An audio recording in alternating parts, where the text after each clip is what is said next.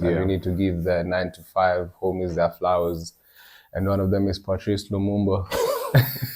You know yourself, boy. You know yourself, boy. This guy obviously works a 9 to 5, not a traditional one, but it's more flexible hours. He works at home, works from the office sometimes, and he flies around a lot. He has a sweet setup, Yeah, sweet setup. And yeah, that looks like he enjoys what he does. And that's not a bad way to live at all. So I think it's just exactly finding what you love, what you like, and what you need for yourself. I don't know. You can also do both, bro. There's no rules. Like there's no rules. I think like you said we know people who are 9 to 5 and they thrive. My sister's one of those people who I've seen that the 9 to 5 has. I told you, like when you're in a very secure role and you're earning well, there's a certain freedom that you still get, even though you're within traditionally 9 to 5 roles, right? Like you still work, you go to workplace. Same thing for her, like she can work from home, she can go into the office. It's not as the working environment now, also because of COVID, has changed a bit, so it's not as rigid as it used to be. So I think that still gives her freedom to travel with work, and also to explore business outside of work. Yeah. So I think there's really no rules. I would even just say, if you think about it, like let's say your younger sister or your younger brother was watching this, what would you tell them about entrepreneurship that you enjoy and that you find difficult? For entrepreneurship, I think the best thing is like, it's not flexibility, but like, flexibility. If you're running your own organization, your own brand, you're pretty much in control of how things go. So the growth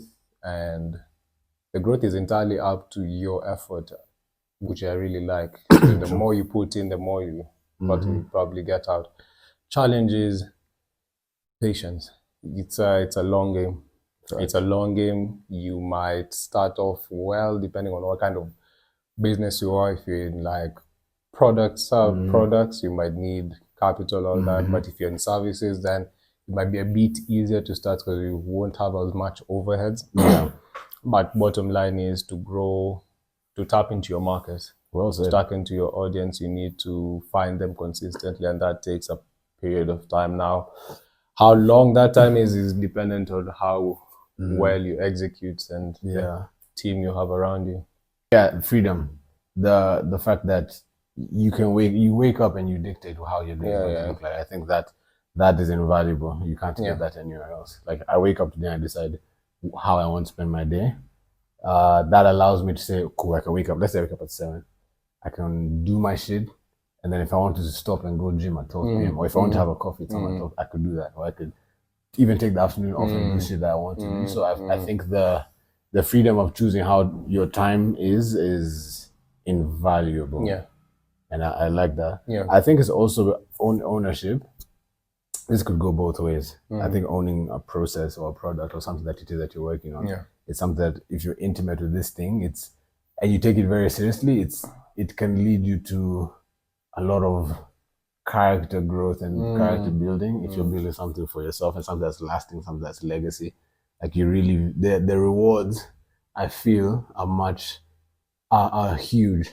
I think when you're working 9 to 5, you can still go up the ranks, go get promotions, but the freedom you get from maybe taking your business from here to here, scaling, seeing impact and being directly behind that impact is something I can't explain. It's a different level of fulfillment. Yeah, but the downside, there'll be times where you don't have money. Facts. Literally, like there'll be times that it's seasonal. Like you could be, let's say you're running a gym, January, Feb, Q1 is usually hot. Yeah. You're up, new clients, this and that, and then once again to end of Feb, early March, people start tapering off. Then right, and then you get this lull period, and then now you have to be a bit more creative how you get people back in. So there'll be times where you're not up. Like there'll be times where you have to figure out, you have to bootstrap, and figure out your money situation. But there'll be times where you're also up. So I think it's the volatility of entrepreneurship is not something that everyone would be able to cope with. Yeah, I can cope with, I would say. Another thing actually skipped my mind was, especially as a small business owner or a first-time entrepreneur, you'll have to do a lot of things by yourself. You're gonna have to be HR, you're gonna have to be finance, you're gonna have to be marketing, you're gonna have to be CEO. Oh my God, you're gonna have to do all those things. You're gonna have to be the accountant. So again, that requires a level of discipline as opposed to maybe when you're in a 9 to 5, you're solely focused on just accounts. But if you're a business owner, you have to be in charge of reaching out to new clients. You have to make sure that the inventory is good, bro. Yeah, you have to wear many hats. And I realized, like for me, I enjoy doing like maybe marketing and the design side, because maybe that's where my strength is at. But then like on the business side, like business development, I reach out to people, activations. It's like, bro, allow me. So I feel like that's how I feel about finance. When it gets to the financial part, we have to do taxes, bro. Trust. I'm tired of doing addition and subtraction, man. I'm sorry. Yeah, so I think you discipline. You have to force yourself to do things that you don't naturally. Especially at the beginning. Yeah. Unless now you have the platform or the privilege to hire people, bring in a team already of experienced people. Well and good, do that. But if you're generally starting from ground one, you're gonna work. But you build skills. Yeah. You're transferable 100%. Skills. So if you do decide to go back 9 to 5, like having an entrepreneurial story is also a strong thing to have on your CV. 9 to 5 is up, bro. Security number one, dog. Like if you know that every day I'm getting this amount of money at the end of the month, you can live your life knowing that you can make decisions that allow you to do things. The confidence to live life is also invaluable, especially whereas the early stage of an entrepreneurial journey is more struggle, more hustle, more minimizing costs. When you are being paid well, then you are able to that freedom you can't get. You get that later on in your entrepreneurial journey, but not in the beginning. What about con? Con.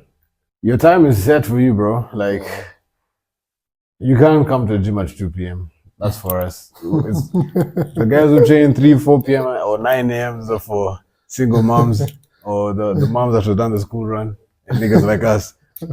Bro, trust me, you see the guys who go gym mid-morning or early afternoon are people who are typically in business. You will never see a 95. 95 guys are guys who train. Or you're a person in the fitness industry. Yeah. Either or. Trust. But most guys, you have to train at 5 a.m. or 6 p.m., bro. Which is dead to me, bro. Yeah, you feel me? One thing I'd say about 9 to 5 as a con is scaling. There's a cap. I always look at it as if I get this sweet job with my master's degree and my bachelor's degree and I'm being paid 350K. For me to earn more than 350K a month, it will take a couple of years. Because even with the raise, I'm assuming raises are not drastic. Like you don't get like a 50% raise. You feel me? It's probably like 10, 50, maybe 20. Yes, 20%. It's incremental. So I'm looking at it as for this 350, that's the first thing that it will take me, like I'll have to do things outside that 350 to get that 350 to like a 700. As opposed to being in business. So I know even if I start with my yearly revenue of Q1 in 2024 with 500,000, I can finish Q4 with 700,000. True. You feel me? That's true. Fair point. That and saving up again. The security part, I feel like it's both ways in that if I'm getting 100,000 Kenya shillings and I'm living in Nairobi, that's 70,000 after tax.